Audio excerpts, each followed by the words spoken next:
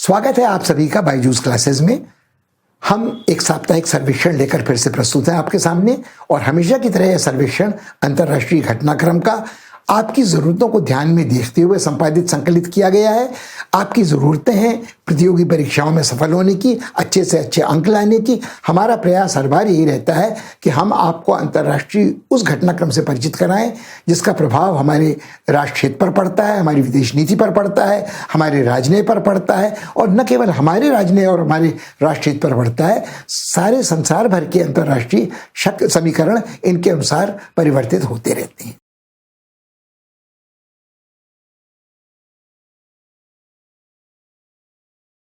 पिछले हफ्ते की जो घटना भारत के दृष्टिकोण से सबसे अधिक महत्वपूर्ण थी वो टोक्यो में संपन्न हुआ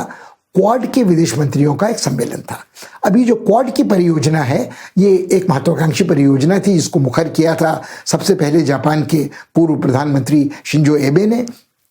उनका मानना था कि भारत, अमेरिका, जापान और ऑस्ट्रेलिया यदि एकजुट होते हैं और अपनी सामरिक नीतियों का समायोजन करते हैं तो वो चीन के विस्तारवाद को, उसके आक्रमणकारी तेवरों को संतुलित करने में, खासकर प्रशांत क्षेत्र में एक बड़ी सीमा तक कामयाब हो सकते हैं।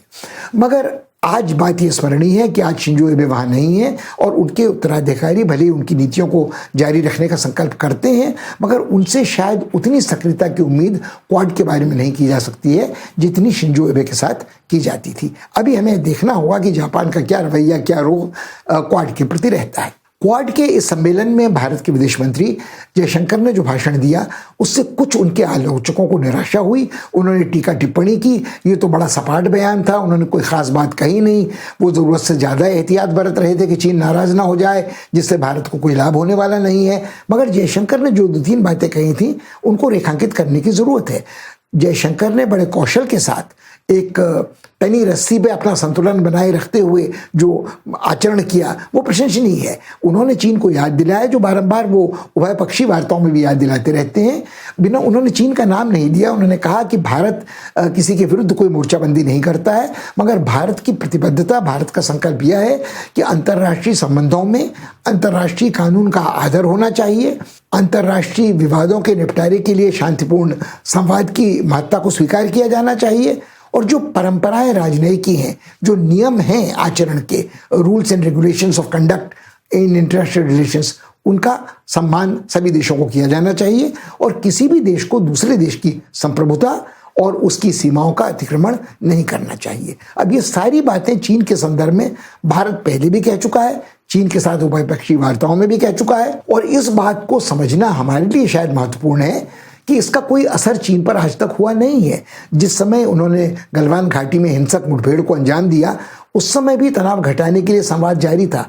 उस समय भी ये सारे जो सिद्धांत हैं इनका प्रतिपादन किया जा चुका था, बारंबार इनको दोहराया जा चुका है, पंचशील से लेकर के 5 सूत्रीय हाल के कार्यक्रम तक। तो चीन की किस बात पर किस भरोसा किया जाए और किस सीमा तक भरोसा किया जाए इसके बारे में भारत को बहुत सतर्क रहने की जरूरत है। मगर शायद भारत के विदेश मंत्री के पास कोई दूसरा विकल्प था भी नहीं, क्योंकि आज सारा जो अंतर्राष्ट्रीय घटनाक्रम है वो इतना चंचल और चलायमान है कि अमेरिका में राष्ट्रपति चुनाव के बाद क्या होगा, अमेरिका के क्या संबंध, क्या रवैया चीन के प्रति होगा, यूरोपीय समुदाय ब्रेक्सिट के बाद चीन के साथ कितने हद तक अपने संबंध स्वायत्त बना के रख सकेगा और जो लोग आज भारत के साथ क्वाड में हैं उनमें से कौन कौन किस सीमा तक भारत के हितों का सहयोग अपने हितों के साथ मानेगा सामरिक और रक्षा मामलों में, और क्या रियायत वो चीन के साथ अपने संबंधों में, उभय पक्षीय रिश्तों में कर सकता है। ये बात विशेषकर लागू होती है दक्षिण कोरिया पर और जापान पर। ये नहीं कि हमारे विश्वासपात्र मित्र नहीं है मगर जितना संकट इनको सामरिक चीन के पड़ोस के कारण तात्कालिक है उसको देखते हुए ये कल्पना करना कठिन है कि वो भारत की जो लड़ाई मुठभेड़ चीन के साथ हमारी सरहद पर चल रही है उसमें कोई सार्थक मदद हमारी कर सकते हैं। और भारत को ये सोचने की जरूरत है कि क्या वो अपनी रक्षा सामग्री को, अपनी रक्षा तैयारी को हिमालयी सरहद से लेकर, अपने पड़ोस से लेकर पाकिस्तान के साथ जो दोहरा मोर्चा खुलने का संकट है उसको ध्यान में रखते हुए प्रशांत के दूर क्षेत्र तक पहुंचा सकता है। भारत के लिए ये चीज़ बेहद महत्वपूर्ण है कि मलाक्का जो संकरा जल मार्ग है उस पर उसका नियंत्रण बना रहे, उससे चीनी जंगी जहाज़ों की या व्यावसायिक जहाज़ों की आवाजाही पर वो निगरानी कर सके। इसके अभाव में वो चीन के प्रभाव को दक्षिण चीन सागर में और हिंद महासागर में बढ़ने से रोक नहीं सकता है। मगर इस संदर्भ में जो देश सबसे महत्वपूर्ण है वो इंडोनेशिया है, और इंडोनेशिया क्वाड का सदस्य नहीं है। और जहां तक ऑस्ट्रेलिया है, उसके संबंध इस वक्त चीन के साथ काफी कड़े और मुठभेड़ वाले हैं। उसने अपनी रक्षा पर कई अरब डॉलर खर्च करना शुरू कर दिया है, चीन के साथ अपने व्यापार में कटौती की है। चीन ने उसके ऊपर जो प्रतिबंध लगाए हैं, उसका आर्थिक नुकसान उसे हुआ है, वो उठाने के लिए तैयार है। और वो निसंकोच भाव से चीन के सांस्कृतिक साम्राज्यवादी खतरे को भी जाहिर करता रहा है, जिसके जवाब में चीन उस पर नस्लवाद का आरोप लगाता रहा है। और चीन उस पर यह आरोप लगाता रहा है कि वो अमेरिका की शह पर यह सब कर रहा है। चीन का यह आरोप भी है कि अमेरिका अपने स्वार्थ साधन के लिए दो बड़े एशियाई देशों के बीच में दरार पैदा कर रहा है। अब ये बात ठीक है, मगर इसी सम्मेलन में जो एक और भाषण दिया गया वो अमेरिका के विदेश मंत्री सेक्रेटरी ऑफ स्टेट पोम्पियो का था, जो बड़ा कड़ा बयान था, बड़ा दो टूक बयान था, बड़ा भड़काऊ बयान चीन की दृष्टि से था। उन्होंने कहा कि चीन के आक्रामक तेवर हैं, चीन का विस्तारवाद असह्य है, और इन सारे देशों को, भारत, जापान, दक्षिण कोरिया, ऑस्ट्रेलिया आदि को अमेरिका जैसे भरोसेमंद संधि मित्र की जरूरत है। अमेरिका को चीन पर अंकुश लगाने के लिए एक ऐसे मोर्चे की जरूरत है जैसा क्वाड है। भले इसको बुखर सबसे पहले शिंजो एबे ने किया, मगर आज इसके सबसे बड़े हिमायती और संरक्षक अमेरिकी बने हुए हैं। मगर चीन का जो कहना है वो अपनी जगह पर काफी हद तक सही है कि इन सभी एशियाई देशों को सतर्क रहने की जरूरत है, ऑस्ट्रेलिया समेत, जो एशिया में ही स्थित एक गौरांग देश है, कि क्या वो किसी बाहरी शक्ति के राष्ट्रहित की रक्षा के लिए अपने राष्ट्रहितों को बिल्कुल उसके साथ जोड़ने के लिए तैयार हैं, जबकि उनको भविष्य में इसका नुकसान उठाने को पड़ सकता है। एक बड़ी दिक्कत यह है कि भारत के अंतर्राष्ट्रीय व्यापार का 35% हिस्सा आज भी चीन पर निर्भर है। ऑस्ट्रेलिया की तरह वो इस हालत में नहीं है कि वो तत्काल अपने को अलग कर ले इस व्यापार से। ये हम कह चुके हैं कि हम चीनी चीज़ों का बहिष्कार करेंगे, गैर ज़रूरी चीज़ों का बहिष्कार करेंगे, मगर जो ज़रूरी चीज़ें हैं, जो लगभग 90 अरब डॉलर का प्रतिवर्ष हमारा व्यापार इस देश के साथ होता था, वो पलक झपकते या कुछ हफ्तों में तो उसको हम ख़त्म नहीं कर सकते हैं। उसका क्या नुकसान हमारी अपनी अर्थव्यवस्था पर पड़ेगा। और कोरोना के बाद जो आर्थिक व्यवस्था को पुनर्गतिशील बनाने के प्रयास चल रहे हैं, जीविका के साधन जुटाने के लिए, रोजगार जुटाने के लिए, उसमें हम किस हद तक ये जोखिम उठा सकते हैं, हमको सोचना पड़ेगा। इसी संदर्भ में ये टिप्पणी सार्थक लगती है कि भारत के विदेश मंत्री ने बड़े कौशल से एक संतुलन बनाए रखने का काम किया, चीन को फिर एक बार उसकी जिम्मेदारी की याद दिलाई, मगर अपने विकल्प खुले रखे हैं कुछ समय के लिए। वो राजदूत के रूप में काम कर चुके हैं चीन में भी, और वो सिंगापुर में भी भारत के उच्चायुक्त रह चुके हैं। वो दक्षिण पूर्व एशिया को भी पहचानते हैं, वो पूर्व एशिया को भी पहचानते हैं, और वो शायद इस बात को अच्छी तरह समझते हैं कि चीन की जो सक्रियता, चीन की जो शरारत दक्षिण एशिया में भारत के पर उतरने के लिए है, उसको ध्यान में रखते हुए सुदूर प्रशांत में अपनी शक्ति का अपव्यय करना, सामरिक शक्ति का या अपनी कोमल शक्ति का, शायद बहुत अक्लमंदी नहीं है। मगर अमेरिकियों के साथ हमारे रिश्ते बहुत अच्छे हैं, हम उनको नाखुश भी नहीं करना चाहते हैं, तो हम उनके बताए मार्ग पर चलने का कम से कम ये तो कह सकते हैं कि हमने अंततः इसको एक सैद्धांतिक रूप से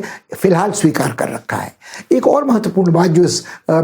सम्मेलन के बारे में है कि सम्मेलन के तत्काल बाद भारत ने यह घोषणा भी की कि अगले हफ्ते ही अमेरिका के उप विदेश मंत्री deputy secretary of state Bharat आएंगे, और वो तैयारी करेंगे, ज़मीन तैयार करेंगे दो मंत्रियों के सम्मेलन की, यानी भारत के रक्षा मंत्री, भारत के विदेश मंत्री अपने समकक्ष अमेरिकी मंत्रियों के साथ ही बातचीत करेंगे, सामरिक परिप्रेक्ष्य में क्या कुछ साझेदारी हो सकती है। अब ये साझेदारी की बात सैद्धांतिक रूप से करना, विकल्प के रूप में करना बहुत अच्छा है, मगर यदि आप याद रखें तो भारत ने इस बार भी क्वाड में अपनी सक्रियता दर्शाते हुए भी ऑस्ट्रेलिया को मालाबार नामक नौसैनिक युद्धाभ्यास के लिए आमंत्रित नहीं किया। अब जानकार सूत्रों का यह मानना है कि कोरोना संक्रमण के रहते ये युद्धाभ्यास सिर्फ एक प्रतीकात्मक ही हो सकता था, बहुत इसका ठोस स्वरूप तो नहीं हो सकता था, मगर कहीं ना कहीं भारत अब भी बचना चाहता है चीन को ये संकेत देने से या ये भड़का बहुत संदेश देने से कि वो उसके खिलाफ कोई सैनिक मोर्चाबंदी कर रहा है। मगर हम माने या न माने,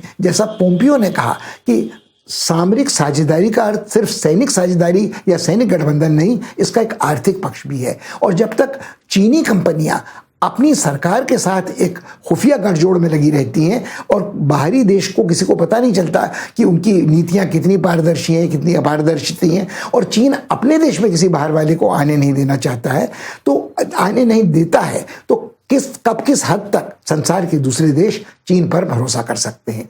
आज भारत के लिए कहीं अधिक महत्वपूर्ण यह है कि उसकी जो चीन के साथ मुठभेड़ चल रही है, चीन के साथ जो संबंधों में तनाव है, उसको वो अपने नजरिए से देखे, अमेरिका की नजर से न देखे, किसी दूसरे देश की नजर से न देखे, और अपने पड़ोस का जो घटनाक्रम है, वहां जो चीन की बढ़ती शरारती सक्रियता है, उसके संदर्भ में अपने हितों का मूल्यांकन करे।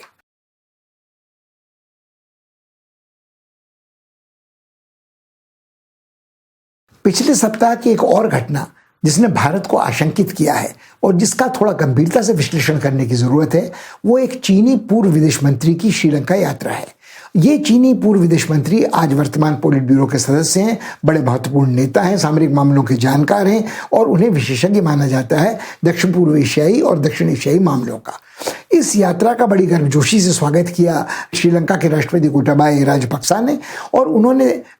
कुछ भ्रमों का निराकरण करने की कोशिश की। उन्होंने कहा कि हाल में इस तरह का दुष्प्रचार किया जाता रहा है कि चीन अपने उधार के शिकंजे में फंसाना चाहता है श्रीलंका को, जिसे अंग्रेजी में डेट ट्रैप कहते हैं। 5 अरब अमेरिकी डॉलर का ऋण देने की उसने पेशकश की है, वहाँ संरचनात्मक ढांचे के सुधार के लिए, हम्बनटोटा में बंदरगाह के उच्चीकरण के लिए। और हम ये बात ना भूलें कि हम्बनटोटा वो इलाका है जहाँ से राजपक्षा परिवार जिसे अपनी जेबी निर्वाचन क्षेत्र मानता है, और वहाँ जो जीविका पैदा होगी, वहां रोजगार के मौके होंगे, उसका सीधा फायदा इन्हें राजनीति में, आंतरिक राजनीति में, श्रीलंका की चुनावी राजनीति में होता है। और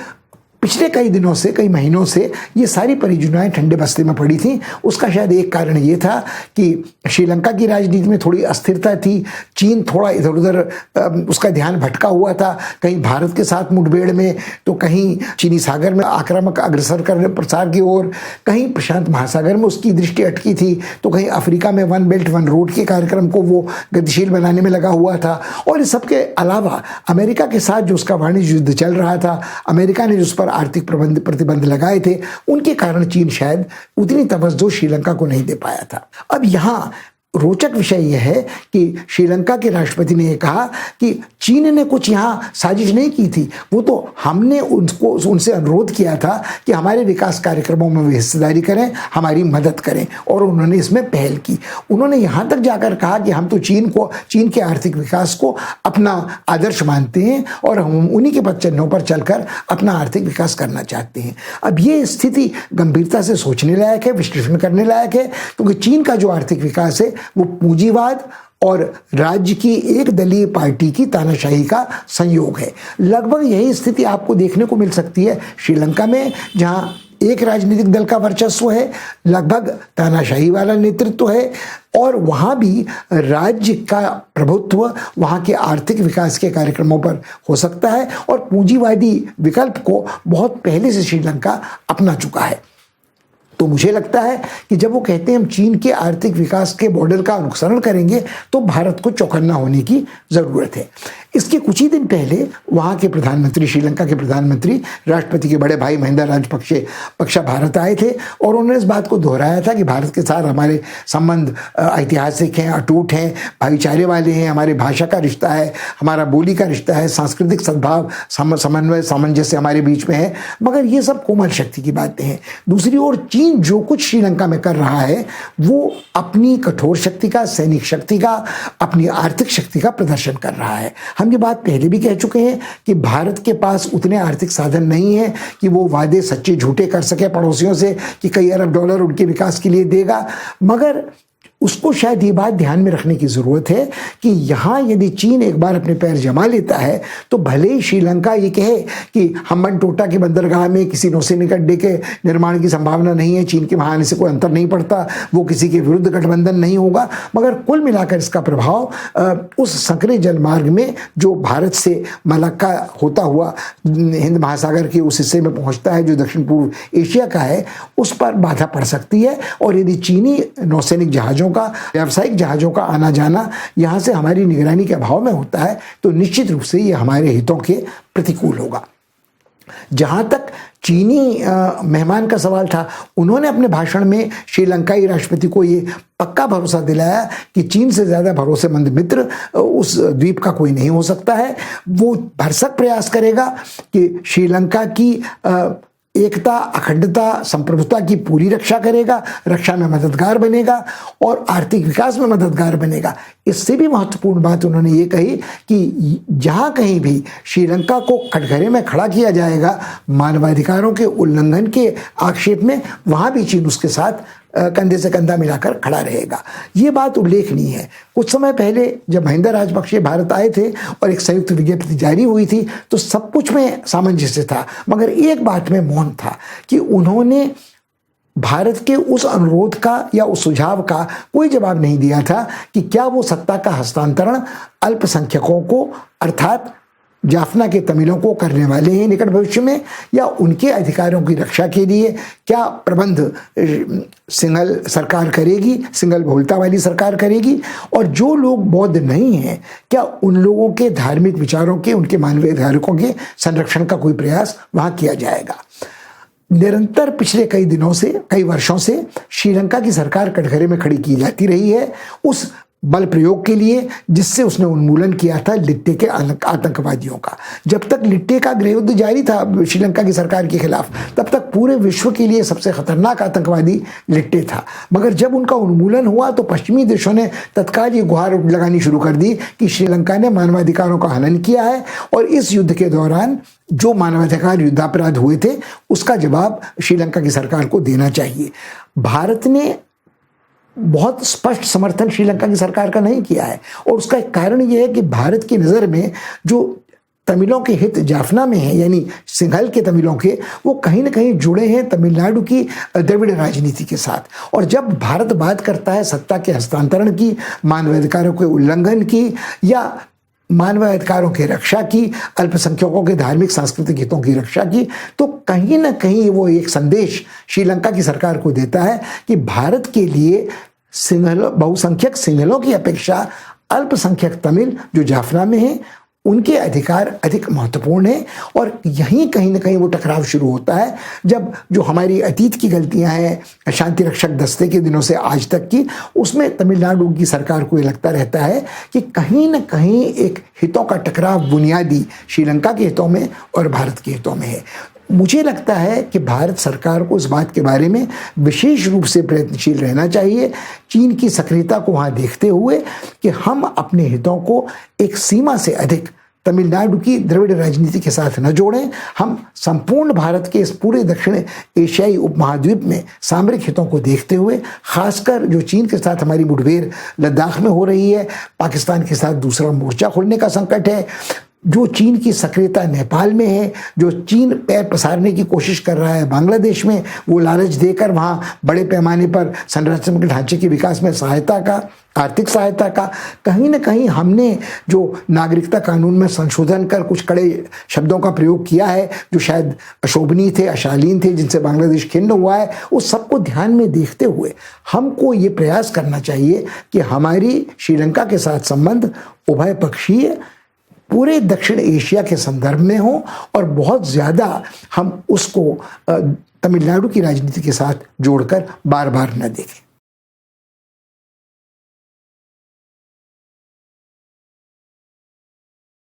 अफगान नेता डॉक्टर अब्दुल्ला अब्दुल्ला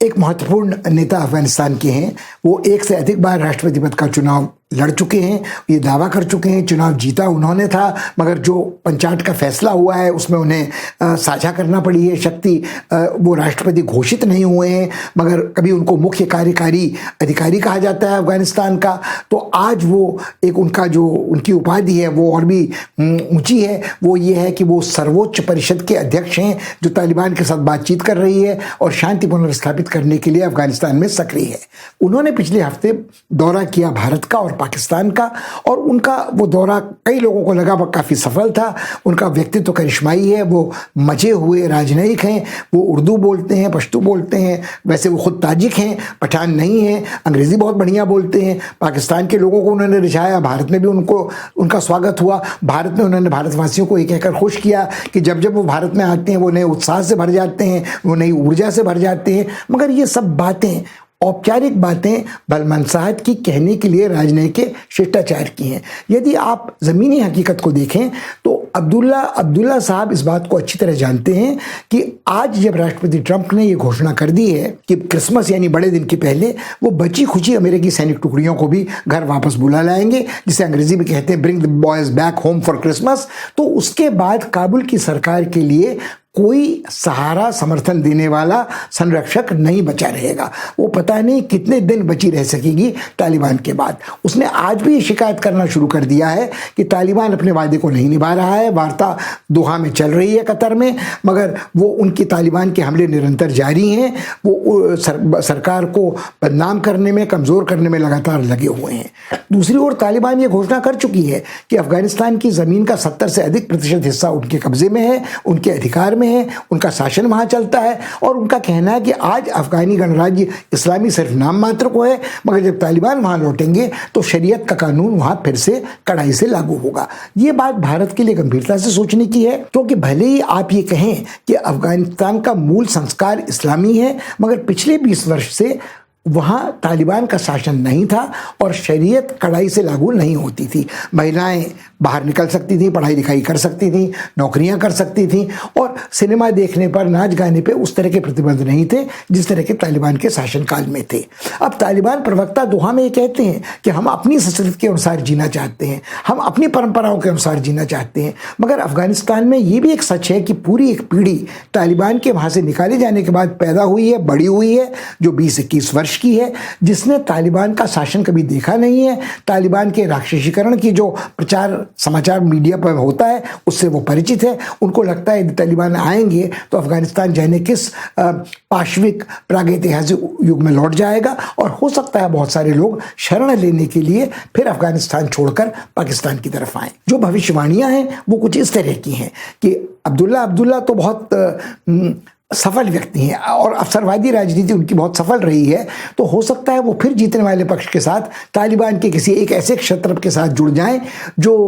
उनको नेता स्वीकार करे या न करे, मगर जिसके लिए उनकी उपयोगिता हो। मगर इसका अर्थ ये नहीं होगा कि अफगानिस्तान की विभाजन को वो रोक पाएंगे। उनका जनाधार इस तरह का नहीं है, जैसा हमने कहा वो ताजिक हैं, पख्तून नहीं है, अफगानिस्तान की किसी बड़े कबीले के सदस्य नहीं है। और अधिकांश लोगों का मानना है कि अमेरिका के वहाँ से जाने के बाद बहुत जल्दी अफगानिस्तान का विभाजन 4-6 ऐसे प्रदेशों सूबों में हो जाएगा जो क्षत्रपियाँ होंगी, जहाँ के क्षत्रप वहाँ के सूबेदार होंगे, जो कबायली मुखिया होंगे, जो अफीम की तस्करी भी कर रहे होंगे और जो हथियारों की तस्करी भी कर रहे होंगे और बड़े आदिम तरीके से अपने मनमानी ढंग से बल प्रयोग के साथ अपना शासन कर रहे होंगे। और उस समय अफगानिस्तान की ओर देखने की चिंता न तो अमेरिकियों को होगी, न उस समय अमेरिका के सहयोगियों को, यूरोप के किसी देशों को होगी, क्योंकि अफगानिस्तान अपने आप में न तो तेल उत्पादक देश है और न यदि अमेरिका वहाँ से हट जाता है तो अमेरिका के लिए जो अफ-पाक वो समास का प्रयोग करता था, उसमें अफ-पाक में अफगानिस्तान के अलग होने के बाद एक हद तक पाकिस्तान का अवमूल्यन भी हो जाएगा। और मुझे लगता है कि जो भुनाने में लगा रहता था पाकिस्तान तालिबान के हथियार को अमेरिकियों से उनकी आर्थिक सहायता के दोहन के लिए, वो सफल नहीं रहेगा। तो पाकिस्तान पर भी ये दबाव रहेगा। पाकिस्तान को कभी यह गलतफहमी थी कि तालिबान को उसने जन्म दिया है, वो उसका उपयोग कर सकता है, उनकी नाक पर नकेल लगा सकता है, उनको जहाँ चाहे मोड़ सकता है। मगर आज ये एक ऐसा भस्मासुर है जो जब तक अपने सर पे हाथ न रखे तब तक उसका विनाश नहीं हो सकता है। और वो पाकिस्तान का कहाँ माने ये भी ज़रूरी नहीं है। जब एक बार उनको अफगानिस्तान पे राज करने का मौका मिलेगा तो वो जानते हैं कि वो पाकिस्तान की दुखती रग को बार बार दबा सकते हैं। और पाकिस्तान जो आज भी आतंकवाद को शरण देने के लिए बदनाम है, तब और भी उस संकट में ग्रस्त हो जाएगा और वहाँ से जो शरणार्थियों का, अपराधियों का, हिंसा का लावा बहकर पाकिस्तान में आएगा, वो पाकिस्तान के लिए एक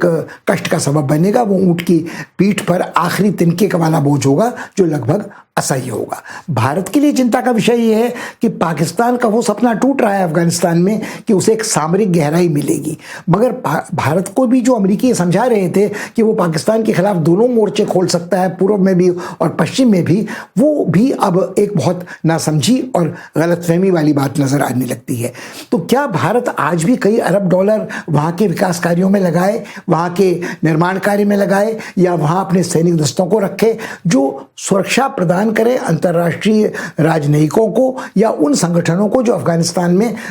मानवीय सहायता देने का काम कर रहे हैं। किस हद तक हम अपने राष्ट्रीय हितों को अन्यत्र अनदेखा कर अफगानिस्तान में अपनी नजरें अटकाए रख सकते हैं, ये शायद हमारे लिए गंभीरता से सोचने का विषय है। इसके बारे में हमें विचार करना चाहिए।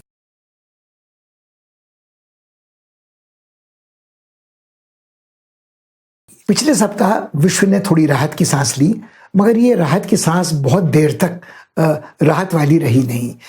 एक जो युद्ध चल रहा था नगोर्नो कराबाख में अर्मेनिया और अजरबैजान के बीच में लगभग पिछले पखवाड़े से, जिसमें कई सौ लोगों की जानें चली गई थीं और अरबों रुपए की संपत्ति का नुकसान दोनों देशों में हुआ था, नागरिक शिकार बने थे, तबाही संरचनात्मक ढांचे की हुई थी और ऐसा लग रहा था कि एक ऐसा विस्फोटक युद्ध है जो शायद तीसरे विश्व युद्ध को जन्म दे सकता है।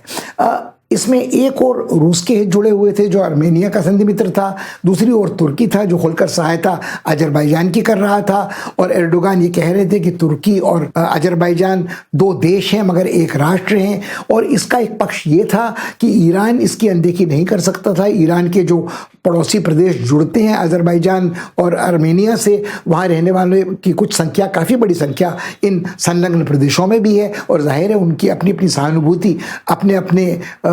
वंश के लोगों से है।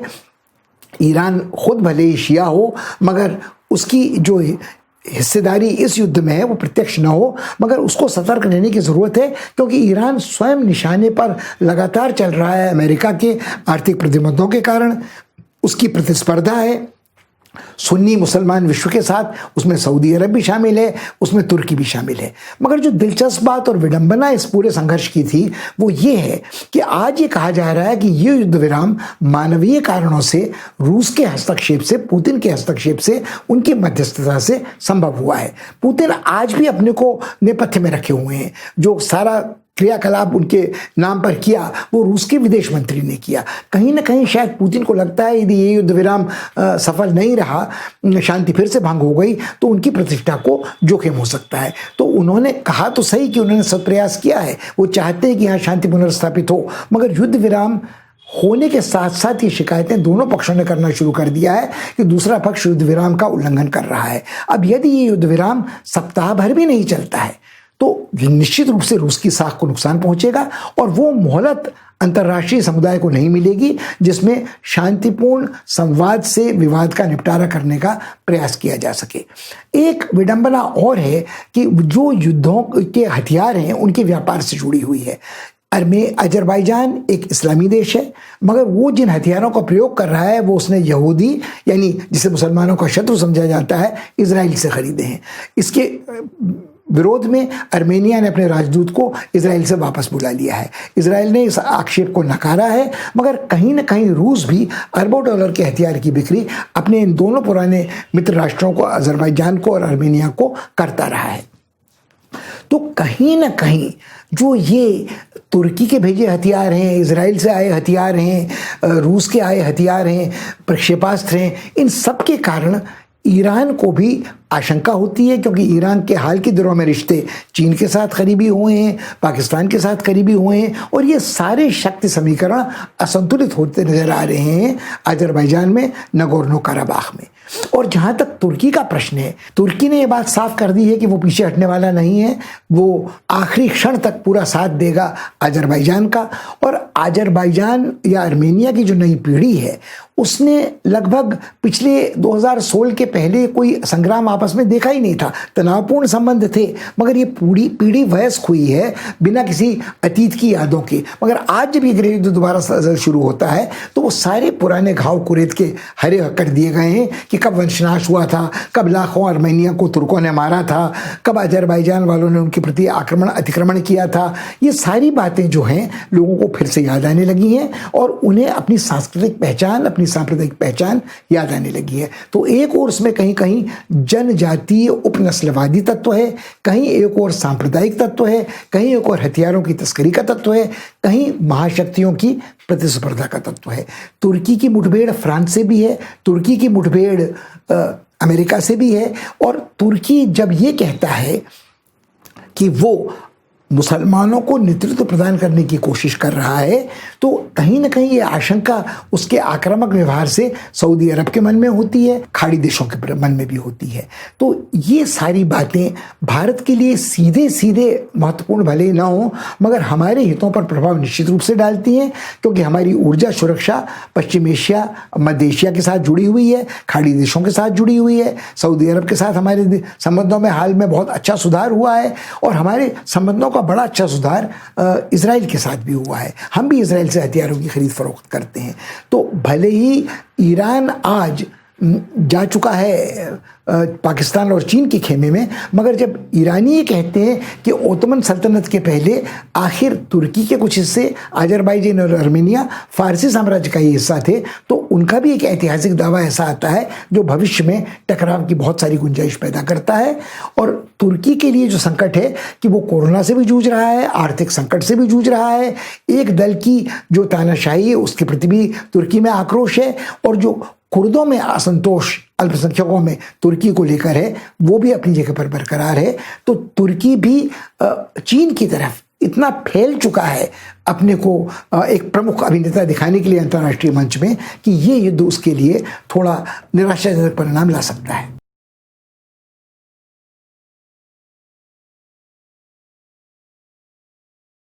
पिछले काफी समय से अंतर्राष्ट्रीय समुदाय के लिए तुर्की चिंता का विषय बना हुआ है, और पिछले सप्ताह इस चिंता ने थोड़ा और गंभीर रूप ग्रहण कर लिया। तुर्की नाटो का सदस्य है। नाटो यानी नॉर्थ अटलांटिक ट्रीटी ऑर्गेनाइजेशन, एक ऐसा सैनिक संगठन जिसका गठन शीत युद्ध के शुरू में किया गया था, और आज भी तुर्की नाटो का सदस्य है। और तुर्की के एक अड्डे में प्रक्षेपास्त्र, परमाणविक प्रक्षेपास्त्र अमेरिका के रखे गए हैं। मगर तुर्की का आचरण पिछले कई हफ्तों से कुछ इस प्रकार का हो रहा है कि जैसे मानो वो नाटो का मित्र नहीं, सदस्य नहीं, नाटो का शत्रु हो। कभी उसकी मुठभेड़ होती है नाटो के ही एक और सदस्य फ्रांस के साथ, कभी वो ग्रीस और साइप्रस पर हमला बोलने के तेवर दिखलाता है, कभी वो लीबिया में आक्रामक रुख अख्तियार करता है और मिस्र के साथ मुठभेड़ कर उसकी होने लगती है। और ये सारी जो हिदायतें, सलाह उसे उसके अमेरिकी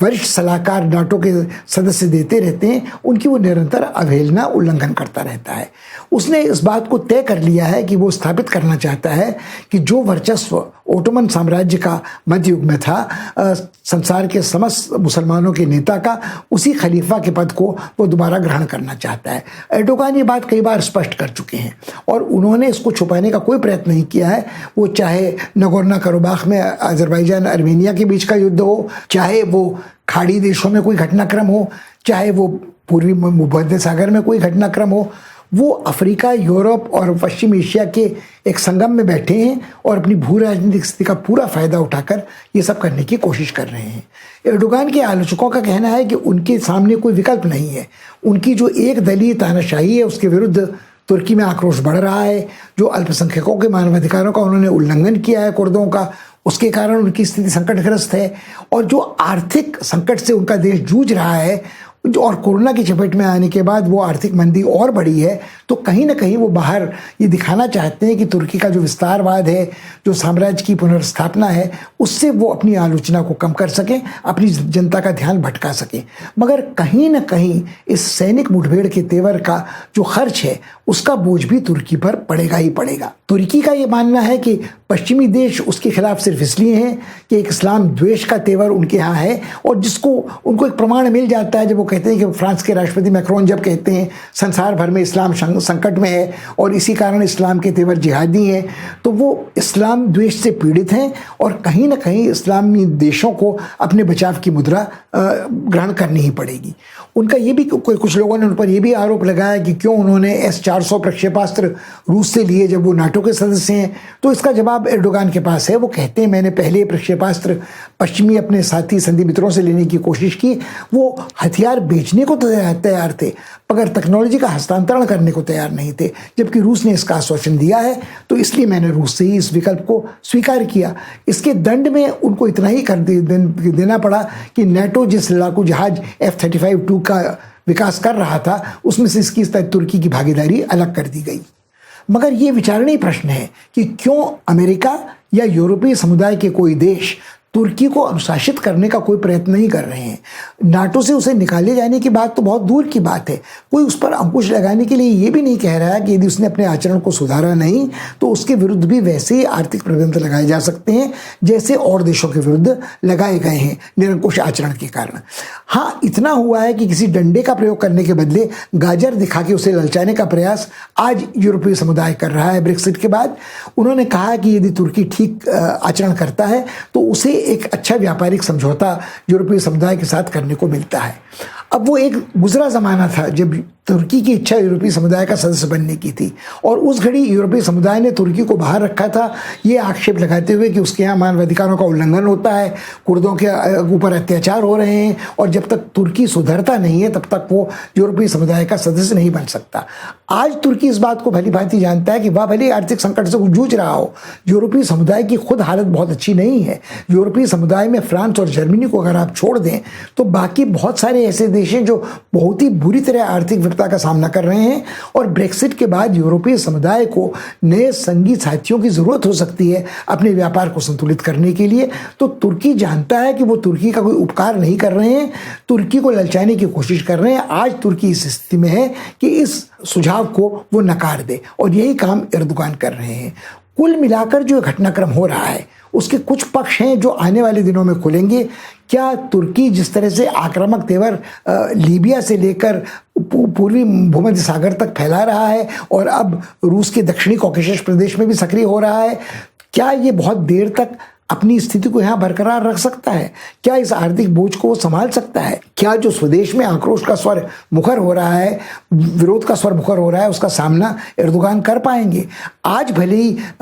इस्लामी दुनिया की एकता के नाम पर कुछ देश उनके साथ हों, क्या देर तक शिया सुन्नी विवाद स्थिति अलग रहेगा? क्या सऊदी अरब तुर्की को मुसलमान समुदाय का नेता मानने के लिए इतनी आसानी से तैयार हो जाएगा? और आज भले ही इजराइल के साथ संबंध नगोर्नो कराबाख आदि में संतुलित हों, मगर क्या देर तक इजराइल इस बात को बर्दाश्त करेगा कि कोई ऐसा एक और दूसरा ध्रुव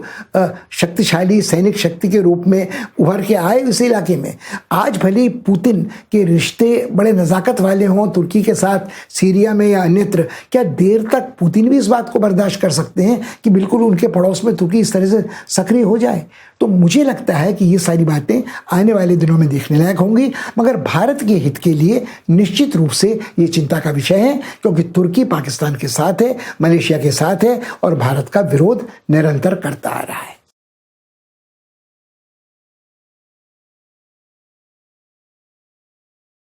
एक नज़र अमेरिकी महाद्वीप पर। पिछले कई हफ्तों से वहाँ सारा घटनाक्रम राष्ट्रपति चुनाव के इर्द गिर्द घूम रहा है और पिछला हफ्ता इसका अपवाद नहीं रहा। पहले खबर ये थी कि कोरोना से संक्रमित ट्रंप क्या चुनाव लड़ने की स्थिति में होंगे, चुनाव अभियान को जारी रख पाएंगे नहीं रख पाएंगे। वहाँ जो संविधान का संशोधन 25वां है जिसके अनुसार ये प्रावधान है कि यदि कोई राष्ट्रपति अपना कार्य निर्वाह करने की क्षमता नहीं रखता तो उसे बदला जा सकता है, वो उसकी सत्ता उपराष्ट्रपति को सौंपी जा सकती है, आदि आदि। मगर ये सारी अटकलें संवैधानिक कानूनी अलग थीं। ट्रंप अस्पताल से लौटने को उतावले थे, वो लौटकर व्हाइट हाउस में आ गए। उन्होंने फौरन मास्क उतार फेंका, बालकनी पर खड़े होकर मतदाता को दर्शन दिए और इस बात की घोषणा कर दी कि वो अपना चुनाव अभियान जारी रखेंगे। उनके जुझारू तेवरों में कोई अंतर नहीं आया है, उनके बड़पोलेपन में कोई अंतर नहीं आया है। इसका जो प्रभाव अंतर्राष्ट्रीय घटनाक्रम पर पड़ेगा उस पर विचार करना जरूरी है। बाइडेन और कमला हैरिस की जो जोड़ी है, बाइडेन और कमला हैरिस की,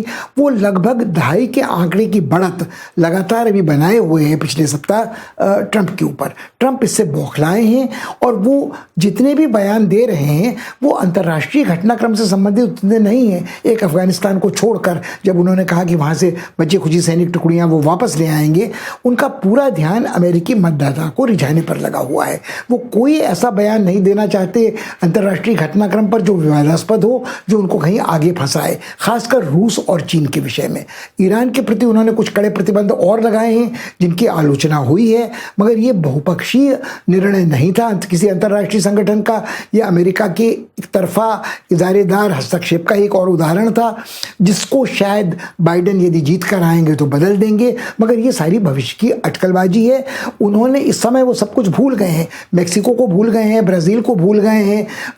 यूरोपीय समुदाय को भूल गए हैं, और उनको सिर्फ अमेरिकी मतदाता याद आता है, और उसमें वो कोई रियायत करने को राजी नहीं है। लगभग यही मजबूरी बाइडेन और कमला हैरिस की है कि यदि उन्होंने अपने वोट बैंक को बचा के रखना है, सेंधमारी ट्रंप के वोट बैंक में करनी है, तो उनको भी अंतर्राष्ट्रीय घटनाक्रम पर संयत और संतुलित बयान ही देने होंगे। जहां तक ट्रंप की मुसीबतों का जिक्र है, वो कभी घटती नहीं आज नजर आती। उनके जो एक प्रमुख चुनाव अभियान को चलाने वाले थे, उनको पकड़ा गया है एक ऐसे घूसखोरी के आरोप में जिसके तार जुड़ते हैं मलेशिया के पूर्व प्रधानमंत्री से, जो कई खरब अमेरिकी डॉलर की हेराफेरी थी। और भले ही पूर्व प्रधानमंत्री का मलेशिया का ये कहना है कि उनका कोई लेना देना इससे नहीं था, उनके जो चीनी सलाहकार थे, खाता रखने वाले थे, उन्होंने बेईमानी की थी, मगर कहीं न कहीं ट्रंप के जो सौदे होते हैं, उनके जो सलाहकार होते हैं, वो किस तरह की असंवैधानिक गैरकानूनी हरकतों में लिप्त रहते हैं, उसका एक और उदाहरण जो चुनाव अभियान के दौरान आया है, वो उनके चुनाव अभियान को प्रभावित कर सकता है। मगर हम लोगों को अमेरिका के घटनाक्रम पर जो कुछ सोचना होगा, वो वही सोचना होगा जो अंतर्राष्ट्रीय, जैसे ट्रंप का ये मानना था कि मौसम बदलाव की राजनीति, उसका विज्ञान बिल्कुल झूठा है, वो अमेरिका को घेरने के लिए एक साजिश है, मगर फिर इस बार एक समुद्री तूफान ने लुइसियाना को अपनी चपेट में लिया है। जहां तक कैलिफोर्निया के जंगलों की आग का प्रश्न था, अब बयानबाजी सफाई ये शुरू हो गई है कि वहां कुछ बिजली के तार थे जिनमें चिंगारी निकलने से आग लगी, अर्थात इसका कोई संबंध मौसम बदलाव से नहीं था, ये मानवों की गलती थी। मगर ये सारे मुद्दे चुनाव अभियान में, अमेरिकी चुनाव में महत्वपूर्ण नहीं होंगे, मगर उनका प्रभाव शेष दुनिया के देशों पर पड़ेगा। इसलिए हमें अमेरिकी चुनाव में पूरी दिलचस्पी रखते हुए भी, अमेरिका के चुनाव की जो विशेषताएं हैं, वो कानूनी दांव पेच है, उनको ध्यान में रखते हुए भी उन मुद्दों से अपना ध्यान नहीं हटाना चाहिए जो हमारे लिए, हमारे भविष्य के लिए महत्वपूर्ण है, अमेरिका से बाहर, अमेरिका से इधर। इस सप्ताह इतना ही, और मैं एक बार फिर दोहराऊंगा, यदि आपके मन में कोई कुतूहल है, कोई प्रश्न है, कोई समस्या का समाधान आप चाहते हैं, तो मेरी ईमेल पर मुझसे संपर्क करें, pushpeshpant@gmail.com। मैं यथाशीघ्र आपके प्रश्नों का उत्तर देने की, समस्याओं का समाधान तलाश के आप तक पहुंचाने की कोशिश करूंगा। अगले सप्ताह आपसे फिर मुलाकात होगी, तब तक के लिए विदा दीजिए। नमस्कार।